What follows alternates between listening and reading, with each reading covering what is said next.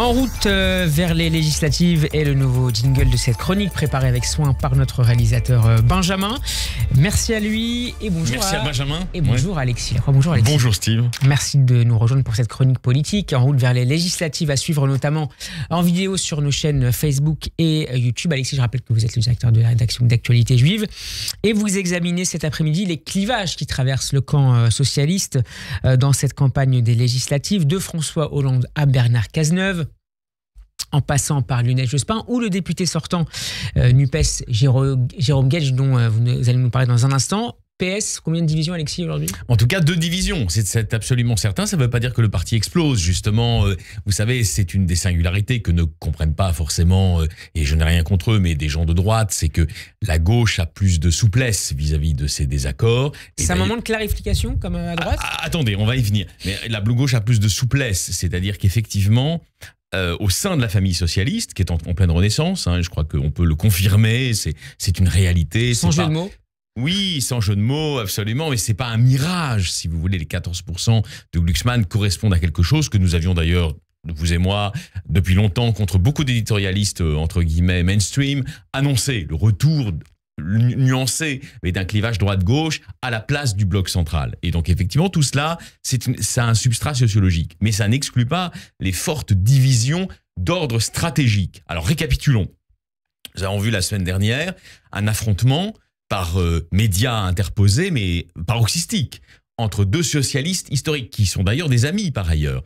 L'ancien Premier ministre Manuel Valls et l'ancien président de la République François Hollande, qui candidate dans la première circonscription de Corrèze sur les listes de ce qu'on appelle désormais le Front populaire. Amis, ils le sont encore après les déclarations de Manuel Valls ? Écoutez, là, ne faisons pas de politique people, c'est pas l'objet, mais il y a un désaccord de fond fondamental, philosophique entre eux, ce qui n'exclut pas l'affection et les liens historiques qu'ils ont pu nouer l'un et l'autre. Je résume les positions en présence.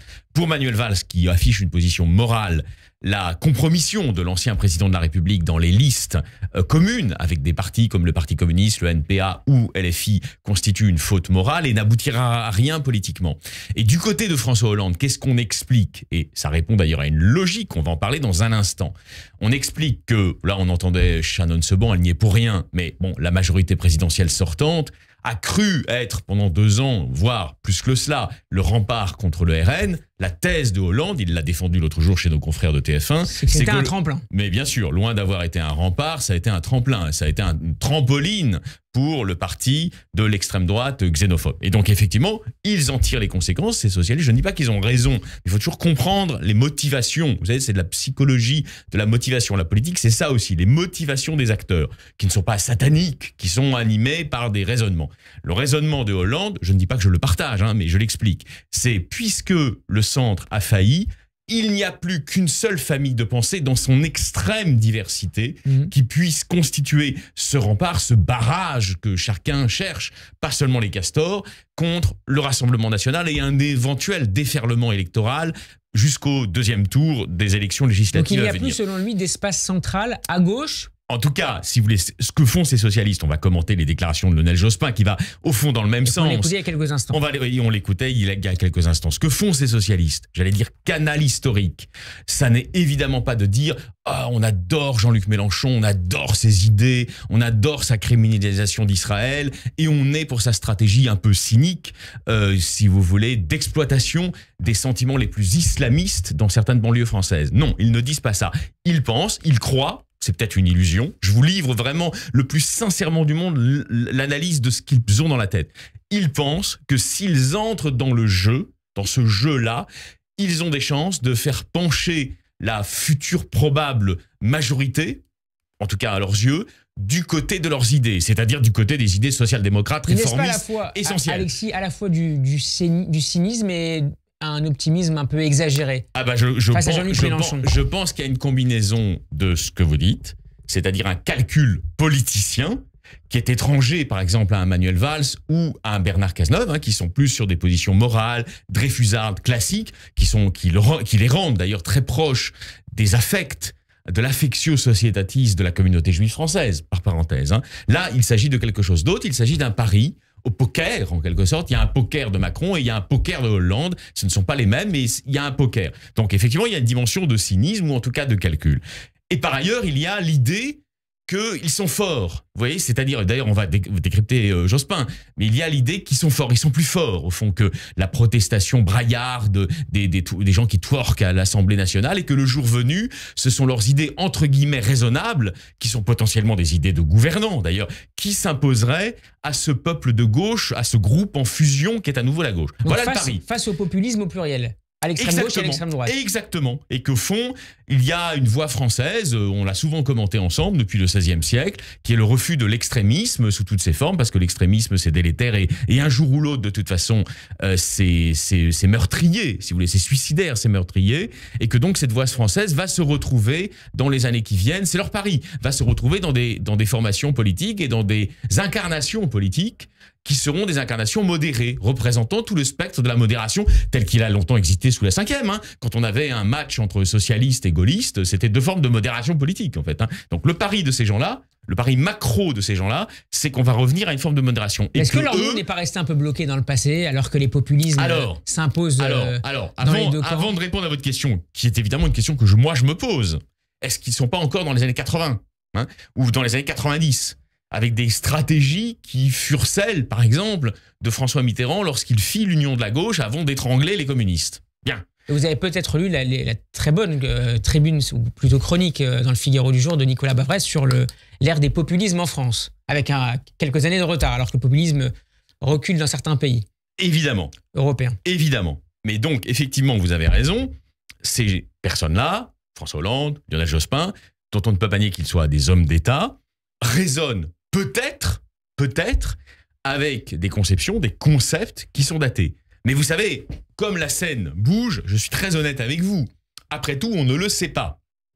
Et évidemment, ce qu'ils se racontent à eux-mêmes, c'est bon, les médias mainstream de CNews à BFM nous racontent qu'il y a une déferlante de LFI. En réalité, ils la relativisent. Ils disent elle n'est pas si déferlante que ça. 10% après avoir fait tout ce qu'il a fait, franchement, c'est une contre-performance. On peut entendre cet argument. Je ne dis pas qu'ils ont raison, voyez. Et là, j'essaie d'expliquer leurs arguments.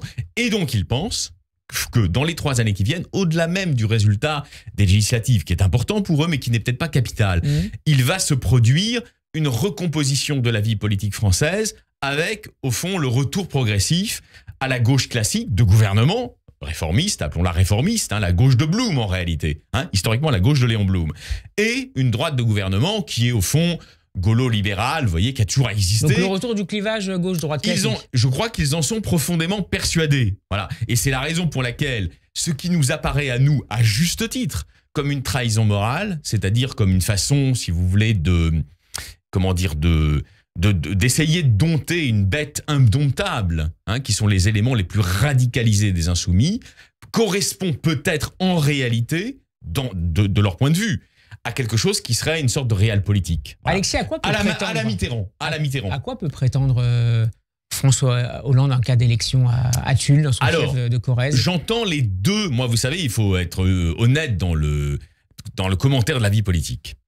À côté donc des analyses de Lionel Jospin, qui souligne d'ailleurs à juste raison que le Rassemblement national reste un clan, entre parenthèses, on l'a vu avec l'exfiltration extrêmement violente, le chantage exercé par Marine Le Pen sur sa nièce Marion Maréchal pour qu'elle trahisse le groupe, le noyau fondateur du parti d'Éric Zemmour, le noyau autour d'Éric Zemmour. Qui était tête de liste de Reconquête aux Européennes. Et elle a subi vraisemblablement un chantage. Que prouve ce chantage, au-delà des liens affectifs de famille qu'on ne peut pas le lui reprocher, c'est qu'effectivement le RN, c'est un clan monopolistique. Donc sur ce plan-là, Lionel Jospin met le doigt sur quelque chose qui est aussi important que de savoir si économiquement leur programme est viable. C'est un clan. Ça voudrait dire que les Français, par parenthèse, donneraient leur voix et une majorité à un clan politique. C'est toujours, entre parenthèses, très mauvais. Alexis, mais revenons, il nous reste 35 secondes pour terminer sur Lionel Jospin. Revenons aux ambitions des uns et des autres. Très vite, Alexis. Je crois qu'il ne faut jamais, et d'ailleurs on ne le fait pas tous les deux, voir la politique par le tout petit bout de la lorgnette. C'est-à-dire, Laurent Wauquiez se présente dans la première de Haute-Loire ou François Hollande se présente dans la première de Corrèze parce qu'ils veulent un siège, ils veulent leurs indemnités de députés. Non. Ce sont des gens qui voient plus loin.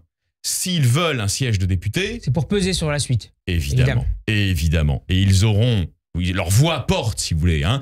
Ils auront à l'Assemblée nationale une voix qui porte et qui leur donne l'espérance d'être un élément fédérateur de leur camp en voie de formation. Vous comprenez ce que je veux dire? Hollande, la gauche réformiste, Wauquiez, la droite républicaine qui se cherche un chef. On y reviendra certainement. Merci beaucoup Alexis Lacroix d'avoir été avec nous. Je rappelle que vous êtes le directeur de la rédaction d'Actualité Juive. On peut vous réécouter sur radioj.fr et vous retrouver en vidéo sur YouTube. Bon après-midi. Avec joie. À demain. Demain on parle de Wauquiez. Peut-être.